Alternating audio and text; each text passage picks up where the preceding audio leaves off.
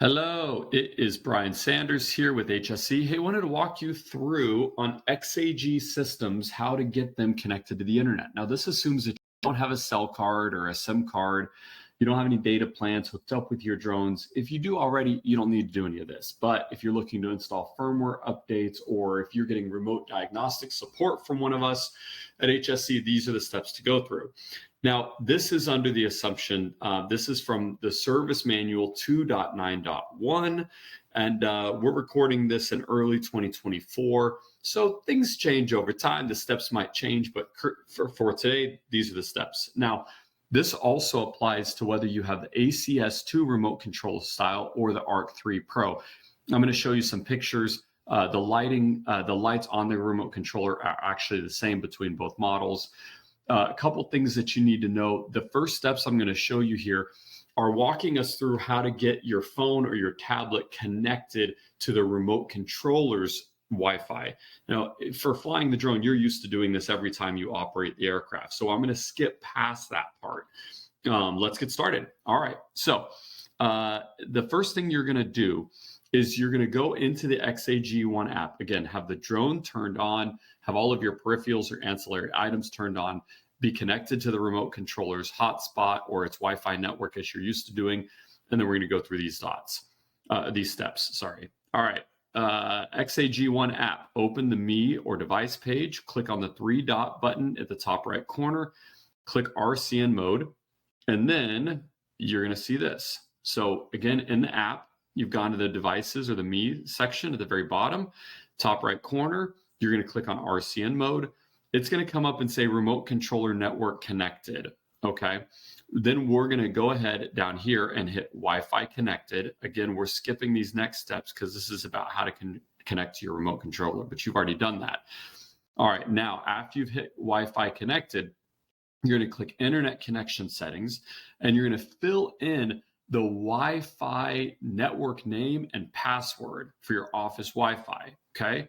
That's going to look like this. So after you've hit this button here that says Wi-Fi connected, then you're going to go to internet connection settings. And here you're going to type in the Wi-Fi network name and the password. Okay, a couple things about this. So first, the remote controllers can only connect on Wi-Fi networks that broadcast a 2.4 gigahertz signal, not 5.8.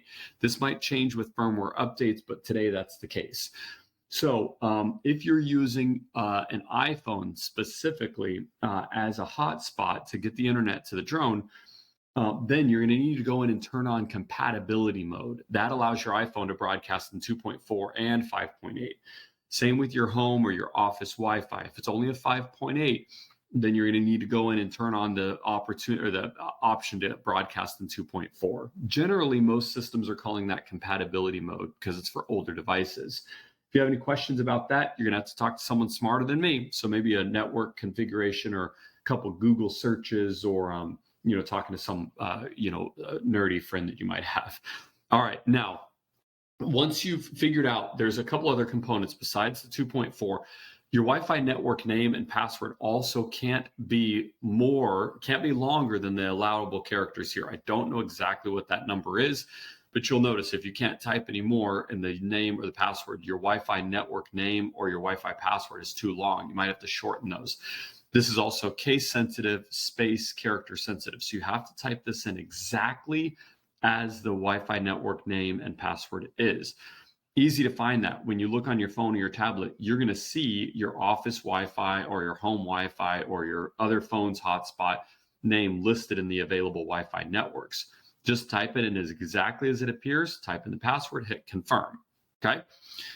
Then what you're going to see is you're going to start seeing the third LED flashing. Again, if this is the ARC3 controller, it's still the third light. Okay. It's going to be flashing yellow. All right. And then wait for about 2 minutes. And then the remote controller's voice prompt will say connected. And the third LED becomes solid yellow. This guy right here will be solid yellow, indicating a successful connection to hotspot. And then it might take up to 5 minutes for the second LED right here to turn a solid green, which means that the remote control is now connected to XAG's server. Okay.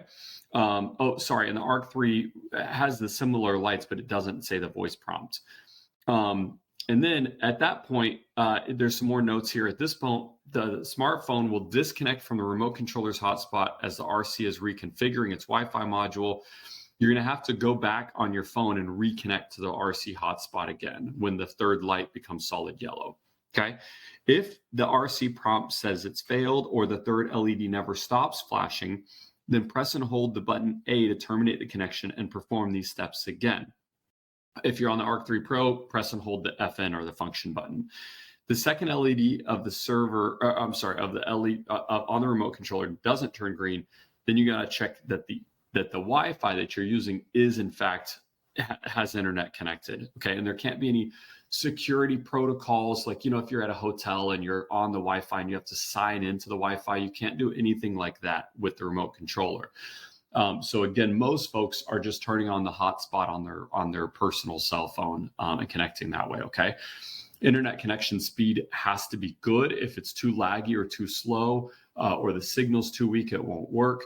Of course, if you've got any questions, give us a buzz, 309-361-7656, option 4 for support, or you can contact us in other ways that you are used to doing. All right. I hope this was helpful and look forward to working with you. Thanks so much.